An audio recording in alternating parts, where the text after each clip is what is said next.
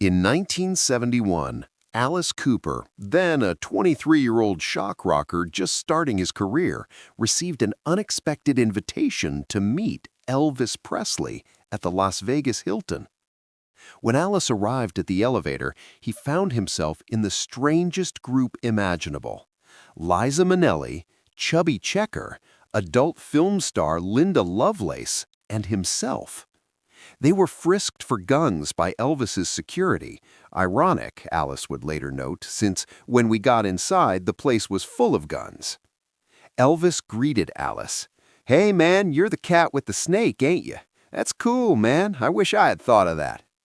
Then Elvis took Alice into the kitchen, opened a drawer, pulled out a loaded .38 snub-nose revolver, and handed it to him with 5 chilling words, "Put it to my head." What happened next? The voices Alice heard in his mind, Elvis's flying karate kick, and the boot to Alice's throat reveals the reckless, dangerous side of Elvis that few people ever saw. This is that shocking true story. It was 1971, and Alice Cooper was on the verge of becoming a rock superstar. His band had just released Love It to Death, featuring the hit single I'm 18. The album was climbing the charts, and Alice's theatrical stage shows, featuring guillotines, electric chairs, boa constrictors, and fake blood, were making him one of the most talked-about performers in rock music. Alice was performing a residency in Las Vegas, capitalizing on his growing fame and honing his shock rock act for audiences who came expecting something wild and unpredictable. One day, seemingly out of nowhere, Alice received a phone call at his hotel. The voice on the other end said something that stopped Alice cold. "Elvis wants to meet you." Alice Cooper, born Vincent Damon Fournier, had grown up listening to Elvis. Like millions of other kids in America, he'd watched Elvis on Ed Sullivan, bought his records, and dreamed of being a rock star. Elvis was royalty, the king of rock and roll, and now the king wanted to meet him. "I jumped at the chance," Alice later recalled. "I had always been a fan as a kid." Alice was told to come to the Las Vegas Hilton, where Elvis was performing his legendary residency shows. Elvis had been dominating the Vegas scene since 1969, packing the International Hotel, later renamed the Hilton, with sold-out shows that redefined live entertainment. Alice headed to the Hilton and got into the elevator to go up to Elvis's penthouse suite, and that's when things got weird. Also in the elevator, Liza Minnelli, the legendary actress and singer, daughter of Judy Garland, who was at the peak of her fame following her role in Cabaret. Standing next to Liza was Chubby Checker, the R&B singer famous for The Twist. And next to him was Linda Lovelace, the adult film star who had become a household name, or at least a whispered name, following the controversial success of Deep Throat earlier that year. Alice looked around the elevator at this bizarre collection of celebrities and thought, what kind of party is Elvis having? It was me, Liza Minnelli, Chubby Checker, and the porn actress Linda Lovelace. I didn't know what to expect, Alice recalled years later. When they reached Elvis's penthouse, the group was immediately greeted by Elvis's security team, members of what the press called the Memphis Mafia, Elvis's loyal entourage of friends and bodyguards who protected him and managed his affairs. The security team thoroughly frisked all 4 visitors, patting them down and checking for weapons. Alice thought this was strange, but understood Elvis was one of the most famous people in the world, and security was necessary. But what Alice didn't know yet was just how ironic this weapons search was about to become. "I don't know why they bothered," Alice later laughed. "When we got inside, the place was full of guns." Elvis Presley had a well-documented obsession with firearms. He owned dozens of guns, pistols, revolvers, rifles, shotguns, and he carried them everywhere. His Graceland mansion had guns in every room. His cars had guns. His private jet had guns. Elvis traveled with an arsenal, and his Las Vegas suites were no different. Elvis loved showing off his gun collection to visitors. He loved talking about different calibers, different makes and models, different ammunition types. And he loved demonstrating his quick-draw technique and his karate skills, sometimes combining the two in ways that were thrilling to watch, but absolutely terrifying if you were the person he was demonstrating on. After the group passed through security and entered the penthouse, Elvis walked into the room. Even after years of fame, even after becoming the king of shock rock himself, Alice Cooper was starstruck. Elvis, in 1971, was still in relatively good shape, not yet the bloated, struggling Elvis of his final years, but powerful, charismatic, and commanding. He wore his signature high-collared shirts, jewelry, and sunglasses, even indoors. His black hair was perfectly styled. His presence filled the room. Elvis walked up to Alice and smiled that famous smile. "Hey, man," Elvis said. "You're the cat with the snake, ain't you?" Elvis was referring to Alice's famous stage prop, a boa constrictor that Alice would drape around his shoulders during performances, creating an image that was both seductive and menacing. "That's cool, man," Elvis continued. "I wish I had thought of that." Alice was thrilled. Elvis Presley, the king, had just complimented his stage act. It was a moment of validation from the man who had essentially invented rock and roll performance as spectacle. The group mingled for a while, talking and drinking in Elvis's penthouse. Chubby talked about his music career. Linda's presence was more about Elvis's fascination with the controversial and taboo than any particular conversation. But then Elvis turned to Alice and said something that would change the entire night. "Come with me," Elvis said. "I want to show you something." Alice followed Elvis into the kitchen of the penthouse suite, away from the other guests. Once they were alone, Elvis walked over to a drawer and opened it. Inside the drawer was a loaded .38 snub-nose revolver, a compact, powerful handgun favored by law enforcement and those who wanted serious stopping power in a concealable package. Elvis picked up the gun and handed it to Alice. "I'm going to show you how to take this gun out of somebody's hand," Elvis said. Alice took the gun, feeling its weight in his hand. It was loaded. He could feel the bullets inside. This wasn't a prop. This wasn't a joke. This was a real, deadly weapon, capable of killing someone with a single trigger pull. And then Elvis said the words that Alice would remember for the rest of his life. "Come in and put it to my head," Elvis said. "I'm going to show you how to disarm someone." Alice Cooper, a 23-year-old kid from Detroit who had spent his life dreaming of meeting Elvis, now stood in a Las Vegas penthouse holding a loaded gun to the king of rock and roll's head. Alice's mind raced. He didn't know what to do. He was terrified that one of Elvis's security guards would walk in, see Alice pointing a weapon at Elvis, and immediately shoot Alice dead. But Elvis seemed completely relaxed, almost amused. He stood there waiting, confident in whatever karate move he was about to demonstrate. Slowly, Alice raised the gun and pointed it at Elvis's head. And that's when Alice heard the voices. Years later, Alice would describe this moment in interviews, and he'd always tell it the same way. Two voices appeared in his mind, like a devil and an angel on his shoulders, each whispering different advice. The first voice, the devil on his left shoulder, whispered, "Go on, kill him. This is history. You'll always be the guy who killed Elvis Presley." The thought was absurd, horrifying, and strangely tempting at once. In that moment, Alice realized that he literally held the power of life and death over one of the most famous people who ever lived. One squeeze of the trigger and Elvis Presley would be dead, and Alice Cooper would go down in history, not as a rock star, but as the man who killed the king.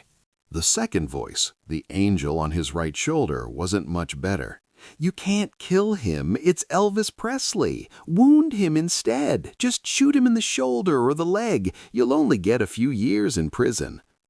Alice stood frozen, the gun pointed at Elvis's head, these two insane voices battling in his mind, wondering what the hell he was supposed to do in this situation.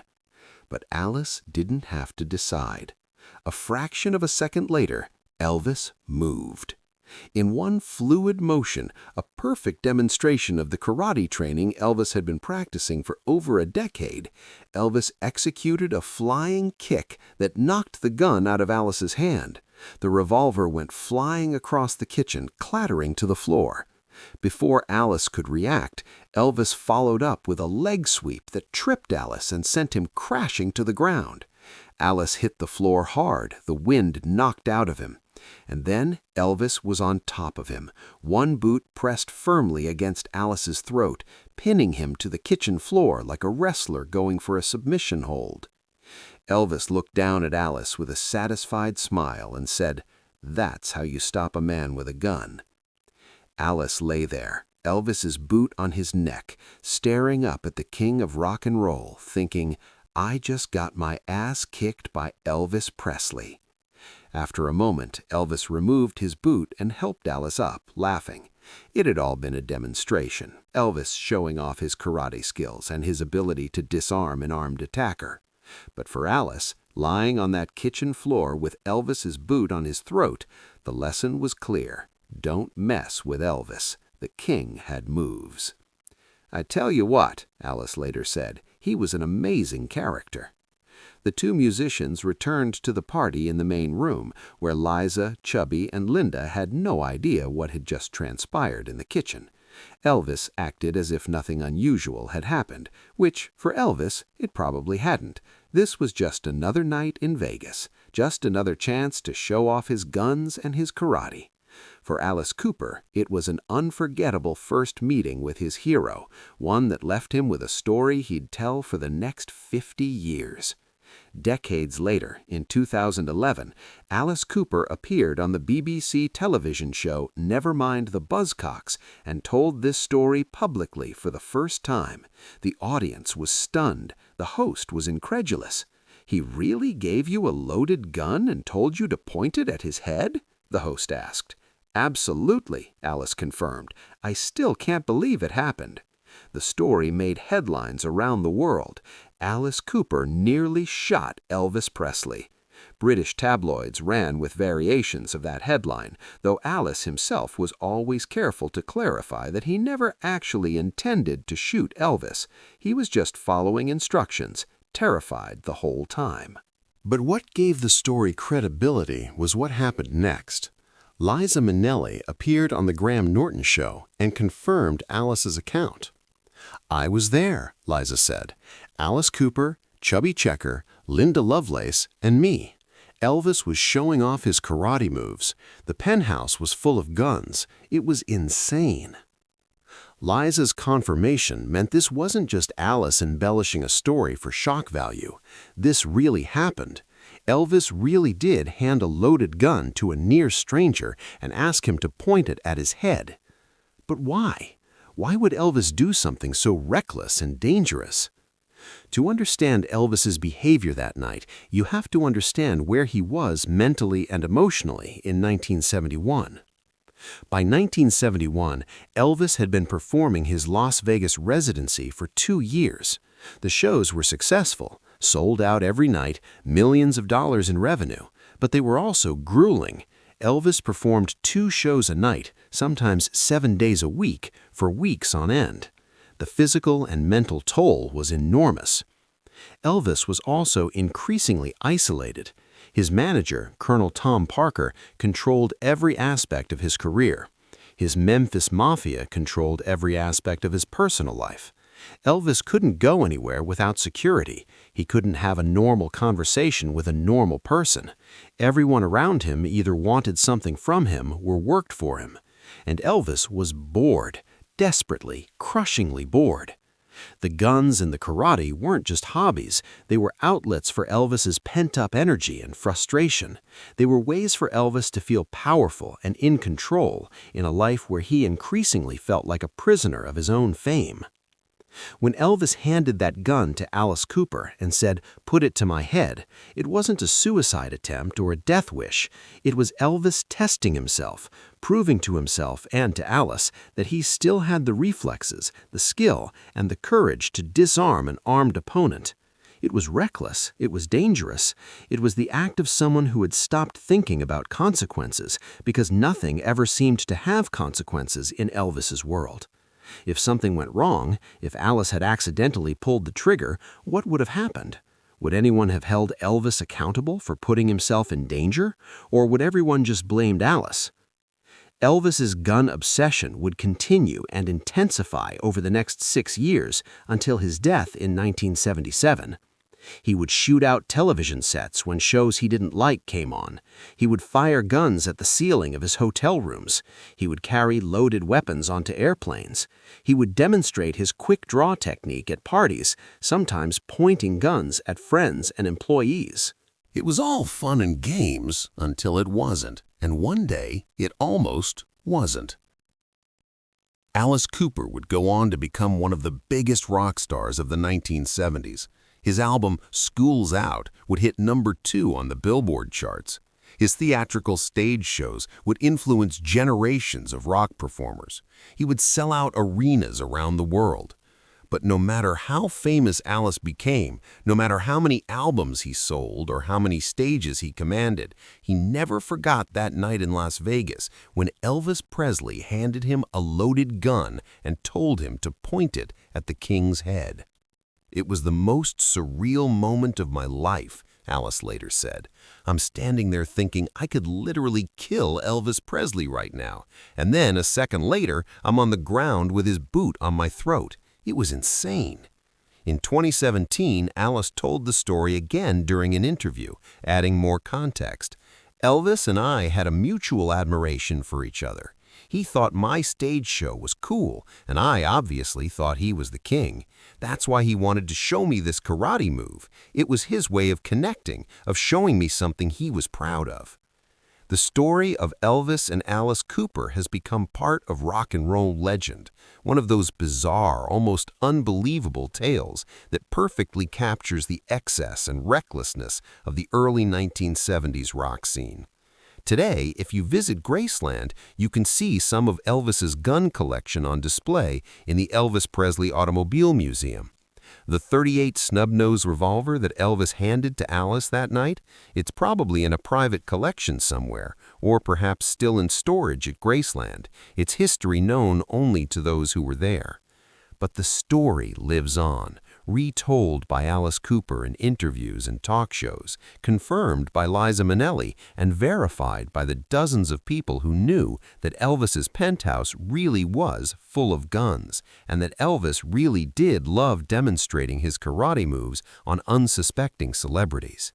On a warm Las Vegas night in 1971, Elvis Presley, the king of rock and roll, handed a loaded .38 snub-nose revolver to Alice Cooper, the prince of shock rock, and said, "Put it to my head." Alice heard voices in his mind telling him to kill him or wound him, wondering what would happen if he actually pulled the trigger. A fraction of a second later, Elvis executed a flying karate kick, knocked the gun away, tripped Alice, and pinned him to the ground with a boot to the throat, announcing, "That's how you stop a man with a gun." It was reckless. It was dangerous. It was insane. It was Elvis. If this shocking story stunned you, please subscribe and hit that like button. Share this with someone who thought they knew everything about Elvis. What would you have done in Alice's position? Let us know in the comments. And don't forget to ring that notification bell for more untold Elvis stories that reveal the wildest moments in rock and roll history.